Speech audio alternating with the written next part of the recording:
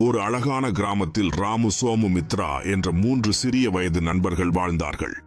அவர்கள் பள்ளிக்கு ஒன்றாக செல்வார்கள், ஒன்றாக விளையாடுவார்கள், ஒன்றாக சாப்பிடுவார்கள், எப்போதும் ஒற்றுமையாக இருப்பார்கள்.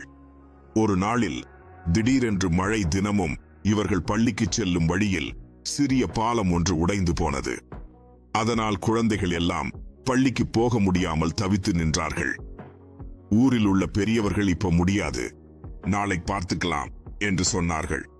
அந்த நேரத்தில் ராமு சொன்னான், நாம் சிறியவர்கள்தான், ஆனால் ஒன்றாக சேர்ந்து ஏதாவது செய்யலாமே. அவங்க மூவரும் ஒருவரை ஒருவர் பார்த்தார்கள். உறுதியான முகம், நம்பிக்கை நிறைந்த கண்களோடு ராமு, சோமு மற்றும் மித்ரா உறுதி மற்றும் வலிமையுடன் கூட்டாக வேலை செய்ய ஆரம்பித்தார்கள். உடைந்த பாலத்தின் மீது மரத்துக்கொட்டுகள் மற்றும் கருவிகளை எடுத்துச் சென்று அவர்களின் முகங்கள் அண்மையில் உள்ள கூட்டுறவுடன் மற்றும் ஆர்வத்துடன் நிரம்பியிருந்தது. அவர்கள் மூவரும் சந்தோஷமாக ஒரு தற்காலிக பாலத்தை கட்டி வருகிறார்கள். ஒருவருக்கொருவர் புனித மூட்டியுடன் சிரிக்கிறார்கள். மேல் வண்ணமான பறவைகள் பறந்து சென்று நட்பு மற்றும் நிலைத்தன்மையின் உறவை காட்டுகிறது. புதிய கட்டப்பட்ட பாலம் சிறிய ஆணையை மேற்கொண்டு அழகாக நிற்கிறது. ராமு, சோமு மற்றும் மித்ரா அதை வெற்றிகரமாக சென்று கொண்டிருக்கின்றனர்.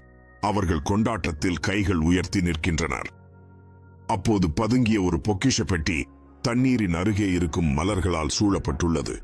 ஆழமான களஞ்சியத்திற்குள் மூவர் பெரிய அதிர்ச்சியில் பார்த்து தங்களின் கண்கள் உற்சாகத்துடன் பறந்தன. ராமு, சோமு மற்றும் மித்ரா பொக்கிஷ கோட்டை திறப்பதற்காக உற்சாகமாக எடுத்து அதன் உள்ளே பிரகாசமுடைய வெள்ளி நாணயங்களை மற்றும் ரத்தினங்களை கண்டுபிடிக்கிறார்கள்.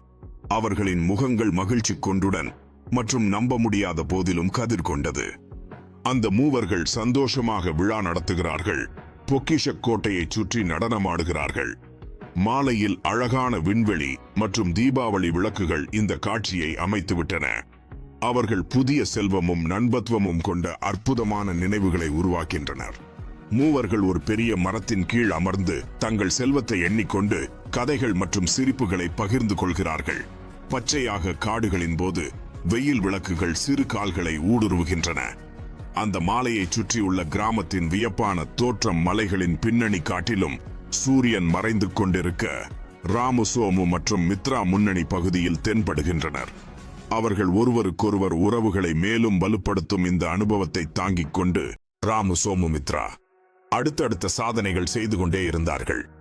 இவர்களின் செயல்களை கவனித்த ஊரில் உள்ள அனைத்து இளைஞர்கள் ஒன்றாக இணைந்து பல்வேறு நற்பணிகளை தொடர்ந்து செய்து கொண்டே இருந்தார்கள்.